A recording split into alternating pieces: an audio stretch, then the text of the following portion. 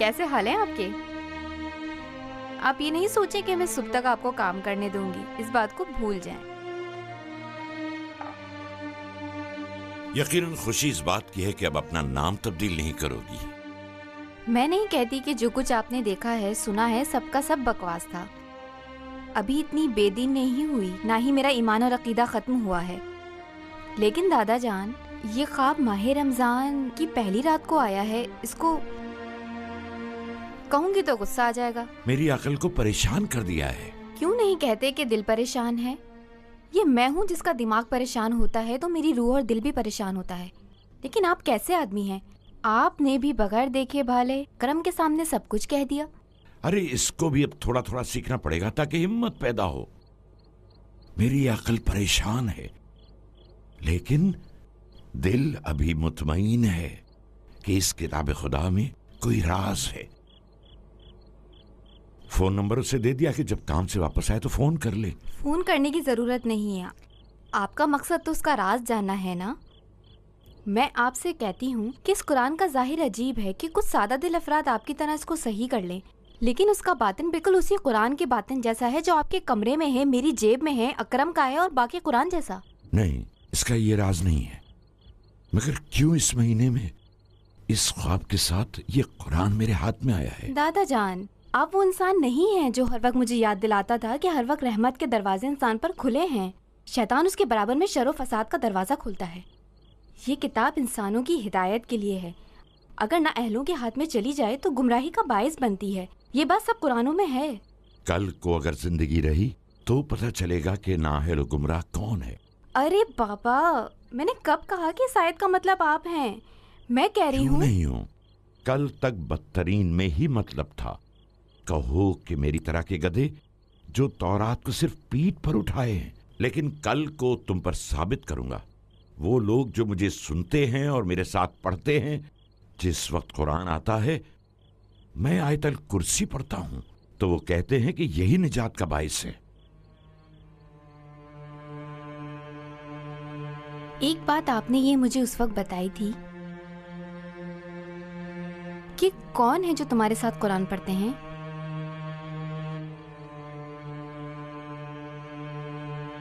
अच्छा,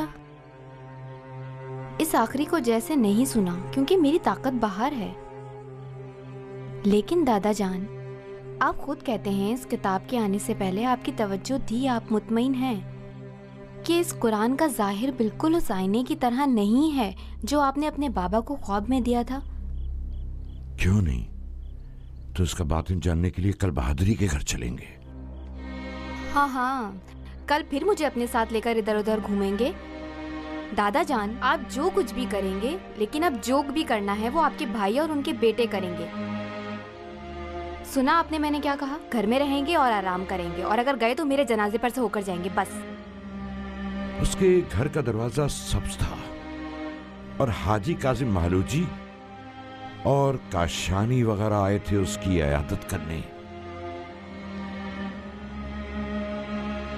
मेरे ख्याल से यही है। ये सब्ज है। लोग अपने घर के दरवाजे का रंग बदलने के लिए अब तुमसे इजाजत लेंगे मोहतरमा।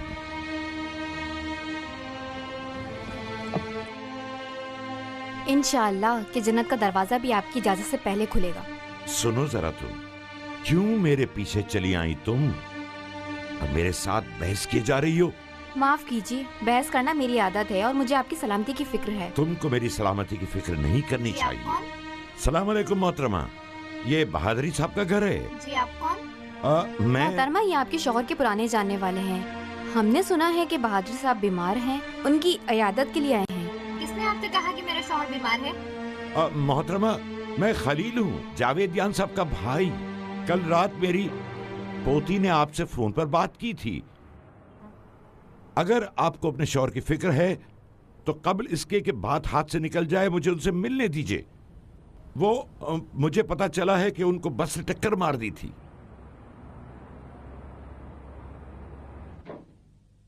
बहादुरी तुमसे मिलने आए हैं। छोड़ो मुझे। 100 दफा तुमसे कहा है कि किसी से नहीं मिलना चाहता मैं। आइए, बराए मेहरबानी माफ कीजिए आइए। बहन। अस्सलाम वालेकुम। वालेकुम सलाम। सलाम। सलाम अलैकुम। सलाम। मैंने कहा सलाम अलैकुम। सलाम किया है बड़े भाई। आइसक्रीम खाई है जो जबान चिपक गई है या जबान पर ताला पड़ गया है? हाजी, ये ना सोचो कि तुम्हारा भाई जावेदियानी है और लड़की के साथ आए हो। नहीं, मेरी जबान है लेकिन तुमको जवाब नहीं दूंगा क्योंकि तुमसे बात कर करके थक गया हूँ। तुम्हारी औरतों वाली जबान से आज ये तारीख हो गई है, इतनी बातें करते हो, जब देखो अजीब अजीब बातें करते हो, लेकिन किसी काम की नहीं हो। गधा बना दिया है हमें, और फिर भी अपने उस बेमान भाई के हम सुफरा और हम निवाला हो। मेरे घर से बाहर निकलो कमीने। अगर मेरा हाथ लग गया तो 3-4 टुकड़े कर दूंगा तुम्हारे सर के। तुमसे कहा नहीं था कि जब तक मैं ठीक ना हो जाऊं, मेहरबानी करके किसी को खबर ना होने देना। कहा था ना। अरे क्या हुआ, क्या कह रहे हैं आप? तुम खामोश रहो लड़की। हम इसी तरह खड़े रहेंगे? इसको अपने दिल की बातें कहने लेने दो। सही कह रहा है ये बंदा खुदा। एक अरसे तक ये गधे को घोड़ा और घोड़े को गधा कहता रहा है। दे लो गालियां तुम इतनी दो कि तुम्हारी ये 2 मीटर की जबान थक जाए और कमरे में बंद हो जाए। लड़की, अगर इसने तुमसे मरबूत कोई बात नहीं की है तो बाहर जाओ। बोलो बेगैरत, मेरे कान तो में ही सुन रहे हैं। मैं यहां अपनी रसवाई करने नहीं आया हूं। 3 डब्बे वाले मेरे लिए 2 तकिए ही काफी हैं। मैं सिर्फ ये जानने आया हूं कि तुम्हारी जलील से बात और चेक भेजने का मामला कहां तक पहुंचा। चेक भेजना? मैं तुम्हारी सफेद दाढ़ी से शर्म नहीं खाता क्योंकि तुमको खुद शर्म नहीं आती। 4-5 हड्डियों वाली खाल वाले, तुमको पता है वो तेरा भाई जो हराम खाता है, जो कुछ उसके मुंह में आया फोन पर मेरी बीवी और मेरे बच्चों को बोलते हैं, और फिर आ जाते हैं मेरे पास चेक की और गैरत की बातें करने। जलील ने ऐसी बातें की हैं? नहीं, मेरे मामू ने की हैं। कहा था कि ख्वाब में देखो कि अगली किस्त कब आती है। देखो, तुम मेरे घर से बाहर जाते हो या खड़ा हूँ और इसी लकड़ी से तुम्हारे 14 तबक रोशन कर दूं। रियाकार कहीं के। 1 मिनट रुको बहादुरी, खड़े हो और हमारे साथ चलो। एक चीज मेरी समझ में नहीं आई, तुम्हारे कहने का मकसद ये है यानी तुम्हारी बात रामीन से नहीं हुई थी कि रामीन तुम्हारी रकम लेके अपने बाबा से तुम्हारे पास आए? मेरी रकम लेकर? ये क्या है? क्या इसलिए कि मैं गरीब हूँ? बहादुरी, ड्रामेबाजी की जरूरत नहीं। तुम चाहते हो मुझे यकीन हो जाए कि वो जो जाली चेक तुमने हाथ में लिया हुआ था और बाजार के बीच में खड़े होकर पता नहीं क्या क्या कहा, वो सब झूठ था। बाबा, तुमको खुदा का वास्ता और लोगों के हुकूक और इंसाफ का जो तुम सरे पुश डालते रहे हो, वो बास को देता है और बास को। बेवकूफ आदमी, तो हम क्या बेकार थे जो यहां आए और तुमसे झूठ बोले? मैंने परसों अपने भाई से बात की थी। तय ये हुआ था कि तुम्हारा कर्जा एक जगह लिखे और रामीन को दे, और ये भी बात हुई थी कि भाई शाहीन की तरफ से खुद माफी मांगना चाहता है। वाह भाई वाह, क्या बात है माफी की। यानी एक शाह फकीर से माफी मांगे। तुमको इस माह रमजान की कसम, अगर इस जबान पर थोड़ा सा भी इख्तियार है तो सही से बात करो और तफसील से बताओ कि जलील ने तुमसे कर्जा वापस करने के मुतालिक कुछ नहीं कहा क्या? ये क्या जलील जलील किए जा रहे हो? क्यों? तुम्हारे भाई ने खुद अपने दफ्तर का पता मुझे किस लिए दिया था? अगर मेरा जोर चलता तो मैं इस महीने की किस्त उस जानवर से ले लेता। कल मैंने चाकू छुपा लिया था। क्यों? ताकि तुम्हारे भाई के सारे एहसानात का बदला चुका दूं और सब हिसाब पाक कर दूं। लेकिन देर से समझा, वो मुझसे 10 हाथ आगे निकला। उसने आदमी भेजकर सड़क के बीच में क्या किया? मुझे लातों और घूंसों से मारा। अभी जाओ और उसको बता दो कि बहादुरी से निजात हासिल कर लिए। वो कुत्ते की तरह जख्म खाया हुआ अपने कमरे में पड़ा है और मुझे एक दफा खड़ा होने दो, सिर्फ मुझे ठीक हो जाने दो। मेरी कमर सीधी हो जाए तो सर से पैर तक साबित कर दूंगा कि इस कमाश के लोगों के साथ कैसे रहा जाता है। और जाओ, उसे बता दो कि उसकी मौत का वक्त करीब आ पहुंचा है। हाँ,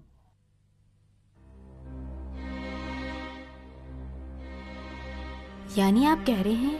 अच्छा ये बताओ, तुम्हारा बस से एक्सीडेंट नहीं हुआ था? बस पता नहीं, अंधेरा इतना था कि मुझे सही से नजर नहीं आया कि वो खबीस पीछे से आया और मुझे धक्का दे दिया। मेरा टुकना पता नहीं बस पे लगा या मिनी बस पर। जनाब बेअदब व बदज़बान साहब, जरा रुकिए, हमें भी पता चले कि क्या हुआ है क्या नहीं। एक बात अपने बॉडीगार्ड से कह दो कि चुप रहे। क्यों जलील ने तुमको अपने दफ्तर का पता बताया और बाद में तुम्हारी आदमी भेजकर खिदमत की? क्यों इसने सिर्फ तुम्हारा पैर तोड़ा? 7 कुरान बीच में ले आओ हाजी साहब। एक बात का मुझे यकीन है कि आपके भाई साहब को इस किस्से की खबर भी नहीं थी। पता है क्यों? हाँ, हो सकता है किसी जमादार का काम हो। आखिर उनको तकलीफ देता हूँ, उनको पैसे नहीं देता। हो सकता है इन्हीं का काम हो। उनके हाथ में झाड़ू भी तो थी। ला इलाहा इल्लल्लाह। हाँ, ला इलाहा इल्लल्लाह खुदा के कामों का उसके मुखलिस बंदों को ही पता होता है कि एक बंदा नामुखलिस बीमार हो गया है, बूढ़े आदमी या भाई के हिमायती। तुम मेरी बात सुनो, या तुम पीछे खड़ी हुई औरत। मैंने सिर्फ खुश ख्याली में तुमको नहीं बताया है, या वो बेइज्जती जो की है बिला वजह नहीं की है। तुम सिर्फ यहाँ बस बस करने आए हो क्या? दादा अब्बू चलिए, ये ना कुरान के लायक है और ना आपके वो भाई उसके लायक हैं, ना ही वो उस कुरान के लायक हैं। मोहतरमा, बज़ाहिर तो आप बहुत ज्यादा नेक किरदार लगती हैं। ज्यादा बातें नहीं करो। तुम्हारे दादा अब्बू को बताऊंगा कि उस जावेदियान को नहीं कहा था कि वो नेक किरदार नहीं है। सही बात की थी मैंने, जभी बुरी लगी और मुझे सड़क पर मारा। ज्यादा मुंह ना खुलवाओ और जाओ। चले दादा जान। मैं तुमको बता सकता हूं कि किसका काम है, मगर मैं नहीं बताऊंगा। मेरे लिए अहम नहीं है कि तुम क्या सोचोगे। बहादुरी, अगर तुम सच सच बता दो तो जवाब मिलने के बाद मैं खुद चला जाऊंगा। क्या इस पुराने बाजार में तुम इस नशेई को जानते हो जिसका खर्चा उसकी बेटी उठाती है? इन दोनों का मामला यहाँ से मरबूत नहीं है। आए चलें। जानते हो, अपने भाई से ये बात नहीं पूछते। शायद कंस्ट्रक्शन की आड़ में ये काम भी चला रहा हो और किसी को खबर भी नहीं हो। तुमने कहा बाप अपनी बेटी का मामला तय करता है। और इसका पता है, एक आदमी है काफी अमीर, बिल्कुल तुम्हारी तरह, कि उसके पैसे कमाने का जरिया सिर्फ उसकी गाड़ी है। वो चाहता है अपना कर्जा उतारने के लिए अपनी गाड़ी का सौदा कर ले। हाँ बाबा सैयद खलील, मुझे अपने मरहूमीन की कसम के ख्वाब में भी नहीं देखा है जिंदा रहूं कि तुम्हारी ये ड्रामेबाजी देखूं। यानी तुम उस आदमी को नहीं जानते और उसके कर्ज ख्वाहों को भी नहीं जानते। अरे अरे, ये सब किसने तुम्हें बताया है? हाँ, बहुत अच्छा कर्ज ख्वाह है जलील, लेकिन कर्जदार कौन है? नहीं जानता। यानी मुझे पहले पता चले कि तुम्हारा भाई क्या करना चाहता है, बाद में शायद बता दूं। अरे जबान दराज, तेरी अकल मारी गई है। यानी जलील को खुद नहीं पता कि किसकी गाड़ी का सौदा कर रहा है। मुझे भेजा है कि तेरे जैसे इंसान से पूछ। हाजी, अपने जबान की अल्फाज को समझो। हाँ, ये तुम और तुम्हारे वो भतीजे, तुम्हारे आबा और अजदाद और सारे पुराने लोग, हत्ता ये कि चापलूसी करते थे, चाहते थे कि अपनी मार्केट, अपनी दुकानों को आबाद करें। जनाब सैयद गफूर रजाया तो अपना सामान भी बांध चुके हैं। हम तो वहाँ अपना कारोबार भी करना चाहते थे, लेकिन उन्होंने ही रुकावट डाली है। और अब मेरे सर पे चिल्ला रहे हो। सैयद गफूर का पता है तुम्हारे पास? जब तक बताओगे नहीं क्या काम है, बात नहीं करूंगा। मैं खुद चला जाऊंगा, तुम्हारी मिन्नत नहीं चाहिए। रास्ता मैं खुद ढूंढ लूंगा।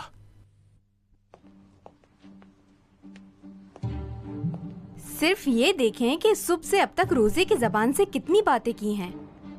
मैं कहता हूँ क्यों ना दरवाजा खटखटाऊं और खुद उनसे पूछ लूं। किससे? लिहाफ सीने वाले का घर है? नहीं, नशा बेचने वाले का घर है। इससे पूछें कि जिसको मवाद बेचते हैं उसका नाम क्या है। दादा जान, आपकी तबीयत तो ठीक है? मैं चाहता हूँ पूछूं कि पता चले कि जावेदियान को जानता है या नहीं। वाह वाह, आपने पूछ लिया और उसने जवाब दे दिया। अल्हम्दुलिल्लाह, बहुत पूछ लिया आपने दादा जान। ला इलाहा इल्लल्लाह। सलाम अलैकुम। वालेकुम सलाम। जनाब, गुलाम साहब का घर यही है? अब जाइए यहाँ से, आप गलत जगह आ गए हैं। यहाँ गुलाम पहले रहता था। आपको आपके मतलब की किताब कहीं और से मिलेगी। 3 महीने वो यहाँ से जा चुका है। आप फिर जाइए यहाँ से। बहुत बहुत शुक्रिया। खुदा का शुक्र, ये भी हमारे ही हिस्से में लिखा था। इंशाअल्लाह 100 किस्म के नाम भी आपके भाई को नहीं जानते होंगे।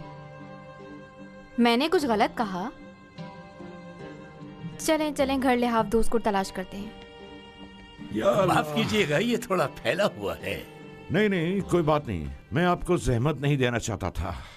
नहीं नहीं, ऐसी बात नहीं हाजी साहब, आपकी इज्जत अफजाई है। आपके बड़े भाई जावेदियान साहब कैसे हैं? अच्छे हैं, सब अच्छे हैं। तुम जाओ, खाने का बंदोबस्त करो। अगर कुछ चाहिए होगा तो आवाज दे लूंगा। खुशामदीद। वहाँ क्यों, आइए ऊपर आइए। बराए मेहरबानी आइए ऊपर। यही सही है।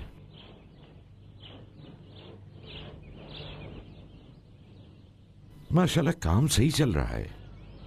घर तो माशाल्लाह अच्छा बना लिया है। अरे खाने का सब कुछ है अल्हम्दुलिल्लाह। 2 बच्चे हैं और एक किराए का घर है। घर का मालिक कौन है? वो कभी कभार आता है, चलाता है। अब बाकी रह गई दूसरों की जिंदगी तो वो भी अच्छी चल रही है। हाजी साहब आप कैसे हैं? वल्लाह हम तो अक्सर इधर उधर से आपका पूछते रहते हैं। जावेदियान साहब कैसे हैं? उनकी तबीयत तो इंशाल्लाह ठीक है। मैंने अर्ज किया सब अच्छे हैं, अच्छे हैं, सब अच्छे हैं। जहां तक मुझे याद है कि आपके बच्चे बड़े हो गए थे, नहीं? हाँ, मेरा बड़ा बेटा आज फौज में है और 2 बेटियां हैं और आपकी दुआ से उनकी शादियां भी हो गई हैं। बहुत खूब, अल्हम्दुलिल्लाह। मुबारक हो इंशाअल्लाह। सलामत रहो बेटी। हाजी साहब मेरे ख्याल में आपको नहीं पता? नहीं, बाजार का मामला नहीं पता। अपनी किताब की दुकान घर पर ले गया हूँ, इस बारे में कोई भी खबर नहीं। खुद जनाब जावेदियान साहब ने आपसे नहीं कहा? सच ये है कि जहां भी गया हूं बताया है कि आपके भाई नहीं होते तो मेरी बेटियों का जहेज नहीं हो सकता था। यकीनन वो नहीं चाहते होंगे कि किसी को पता चले। यानी सैयद जलील ने तुम्हारी बेटियों को जहेज दिया है? माशाल्लाह आपको दीन का ज्यादा पता है कि कर्ज देने का सवाब इससे ज्यादा है कि किसी की बगैर कुछ लिए मदद की जाए। उन्होंने भी मेरी जो माजरा दुकान का था उनका कर्जदार था। इंशाल्लाह खुदा हर चीज में मदद करता है। खुदा उनकी हर चीज को सोने में बदल दे। खुदा जानता है कि उनके एहसान तले दबा हुआ। काश वो इफ्तार पर आए होते। 1 मिनट थोड़ा सब्र करो। सैयद गफूर, आपकी कर्जदारी का मामला जो दुकान का था क्या था? किस तरह आपने अपनी दुकान भी जलील को बेच दी और उसके बावजूद कर्जदार भी हो गए? कर्जदारी का मसला दुकान का सबको। अरे आपने बताया नहीं कि कैसे हमसे मिलने आ गए। इंशाल्लाह के मुबारक हो। बहुत बहुत मुबारक हो आपको। यकीनन जहेज के लिए लिहाफ सिलवाना होगा आपको। इधर उधर ना भागो, मामला बताओ कर्जदारी का। मैं बताता हूँ मैं क्यों आया था। बहुत लंबा किस्सा है। बिला वजह आपकी और बेगम साहिबा के लिए दर्द सर नहीं बनना चाहता। बखुदा बेगम साहिबा, खुदा ने जितनी आपके शौहर को इताअत और कनात का जज्बा अता किया है, इनके भाई को उतनी ही सखावत और बख्शिश का जज्बा दिया है। क्या कह रहे हैं जनाब आप? खुदा आपकी जिंदगी को मुबारक करे। इंशाल्लाह खुशहाल जिंदगी गुजारें। कब शादी की? गफूर, मुझ पर नजर डालो। मेरे पांव कब्र में हैं और अहमद की लड़की से शादी करूंगा? माफ कीजिएगा मोहतरमा, यानी सच है मैंने नहीं सोचा था। यानी सच है मैंने नहीं सोचा था कि वाकई अहमद साहब की बेटी है। सच है मैं समझा कि फिर शादी कर ली है आपने। हाजी साहब, आपको सैयद शुहदा की कसम इस तरह तो न घूरें। इंसान है, गलती हो जाती है। सैयद गफूर, तुमको अपने और मेरे बाप की कसम, तुम्हारे और बहादुरी के अलावा कौन सोचता है कि मैं अपने भाई का जासूस हूं? हाजी, ये क्या बात है? फिर ड्रामाबाजी कर रहे हो। तुमको तुम्हारे बाप की कसम दी है। हाजी साहब, ड्रामाबाजी क्या? अगर वो कजिया जो जावेदियान साहब को नहीं कहता तो 2 या 3 किस्से ज्यादा नहीं थी कि जो उन्होंने अदा कर दी। बाकी रह गई सिर्फ वो जो मेरी बेटियों के जहेज के उन्वान से दी थी। सिर्फ वही। बाकी मेरा उनसे कोई हिसाब किताब नहीं था। जी हाँ। अच्छा, कितनी 2 ही किस्तें थी? माफ कर दें हाजी, माफ कर दें। खुलासा ये है कि जब बाजार की कंस्ट्रक्शन का काम रुका हुआ था तो मैं थक गया था। आपके भाई के पास गया और कहा दुकान के पैसे वापस मिल जाएं, लेकिन देखा कि वो मुझसे ज्यादा पैसों के मसले में उलझे हुए हैं। हमने कहा क्या करें कि सीख भी न जले और न ही कबाब। जावेदियान साहब ने कहा कि पैसों के बदले मेरी गाड़ी ले लो, कुछ ना होने से कुछ होना ही बेहतर है। लेकिन बाद में पता चला कि भाई साहब की गाड़ी की किस्तें भी बाकी हैं। मैंने जब देखा कि वो बंदा खुदा मुझसे ज्यादा फंसा हुआ है, तो उस गाड़ी को टैक्सी बना लिया ताकि किस्तें भी उतर जाएं और मेरा बोझ भी हल्का हो जाए। ठीक है ना? और यही काम मैंने किया। ये गाड़ी जिसकी आप बात कर रहे हैं, ये वही गाड़ी है ना जो आपसे छीन ली गई थी ना? यानी आपने जावेदियान साहब से सुना है या किसी और से? नहीं, किसी और से। अच्छा, यानी ये खातून बिल्कुल ऐसे सवाल कर रही हैं जैसे पुलिस फिल्म में लोगों से करती है। वो जानना चाहती है जो कुछ सुना है सही है या नहीं। अच्छा, हाँ, 1 हफ्ते पहले चोरी हुई है। मैंने जावेदियान साहब को कहा कि अगर हो सके कुछ मदद कर दें कि जो किस्तें बाकी रह गई हैं वो कुछ रुक कर अदा कर दूंगा, शायद ये मसला हल हो जाए। क्या मुश्किल के गाड़ी मिल जाए? मिल जाए? मुझे कहां से पता कि यकीनन मिल जाएगी? क्या बात कर रहे हैं जनाब? माफ कीजिए, ऐसे ही। लेकिन क्या आपको जावेदियान साहब आसानी से मिल गए थे? आसानी? हाँ हाँ, यानी रोजा है, क्यों झूठ बोलूं? मैं उनके नए दफ्तर का पता नहीं जानता था, उनके बेटे को पैगाम दिया था। अरे बाबा, 1 साल से किस्तें दे रहे हैं और अभी भी मकरूज हैं। क्या अपना घर बार सब बेटियों के पीछे रख छोड़ा है? हाँ? कितना कर्जा बाकी रह गया गफूर? कुछ नहीं, आधा दे चुका हूँ। आधा इंशाल्लाह खुदा कहीं से पैदा कर दे। वो जो रह गया है इसी वजह से कि आजकल कम कमा रहा हूँ।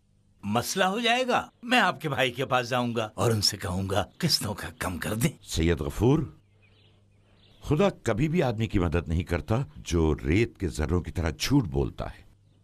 तुम जलील से कहोगे तुम्हारे कर्ज को कम कर दे या गाड़ी के सौदे को। हाजी साहब, आप माशाल्लाह जानते हैं, सब कुछ खबर है आपको। किस तरह का आबरूमंद इंसान को झूठ बोलने वाला कह रहे हैं? इसलिए कि मेरी समझ में नहीं आ रहा, तुम अपनी बदबख्ती का किस्सा सुना रहे हो और दांत निकाल कर हंस रहे हो। जलील ने तुम्हारी दुकान ले ली, गाड़ी और कर्ज पर रख लिया और हंस रहे हो। एक उधार कितना दे दिया तुमको कि उसके बदले अपनी गाड़ी का सौदा कर रहे हो और हंस रहे हो। गाड़ी तुम्हारी चुरा ली और अपने साथ ले गए और फिर भी हंस रहे हो। मैंने आज तक ऐसा पागल इंसान नहीं देखा। दादा जान, नहीं, इन्हें कहने दो।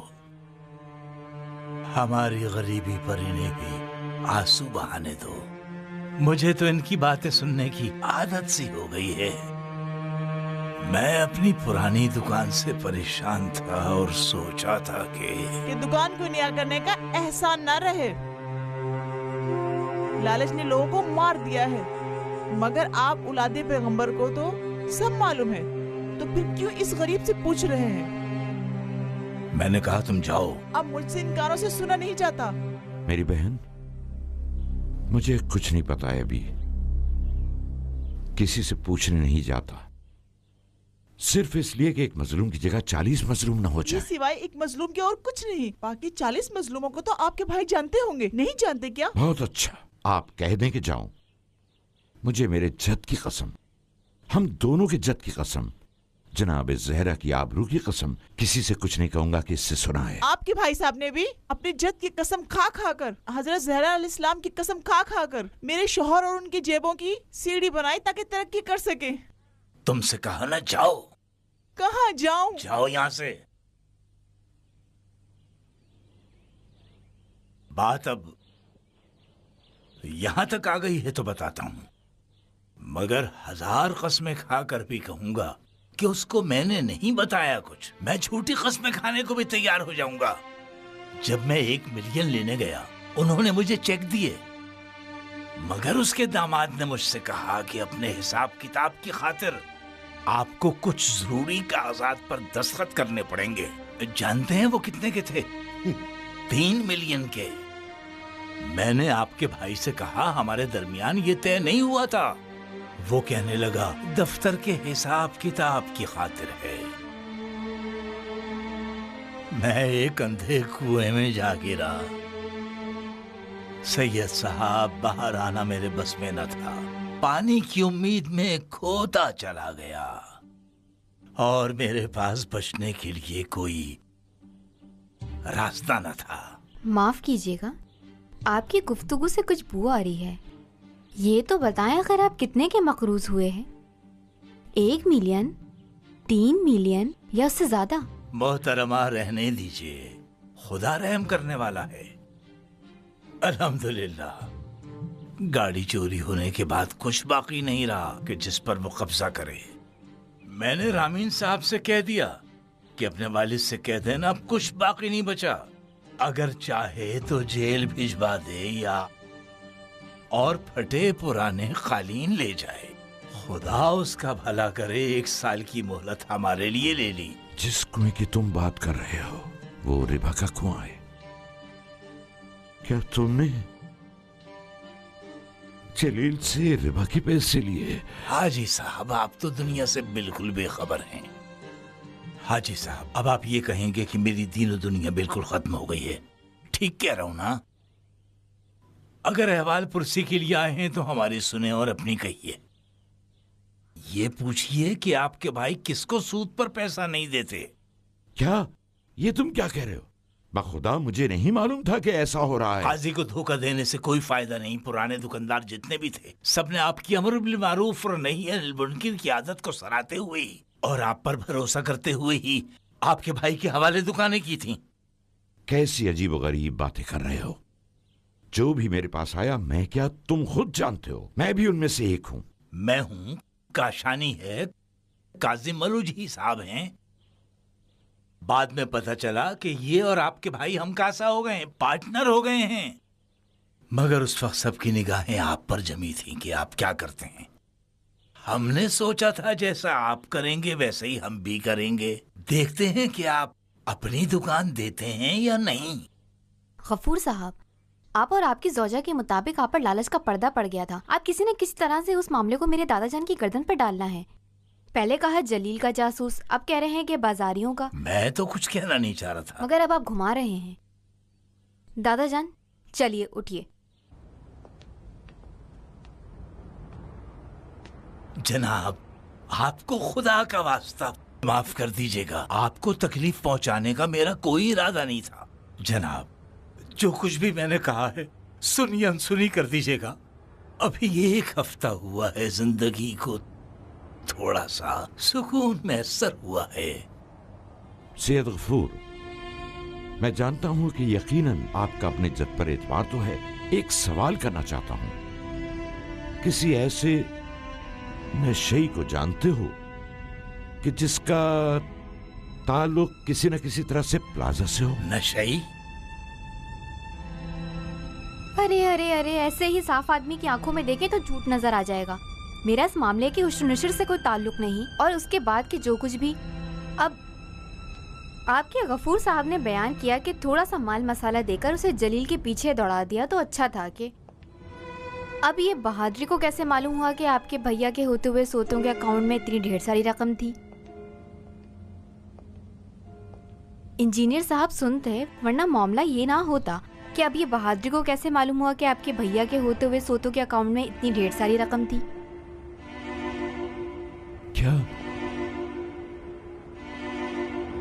दादाजान, आप ठीक तो है ना? नहीं, मैं ठीक नहीं हूँ। चलिए, ठीक नहीं हूँ। चलिए। दादाजान कहाँ? दादाजान, आखिर मेरी बात सुनिए कि मैं क्या कर रहे हैं? अब चला नहीं जा रहा, टैक्सी कर लेते हैं।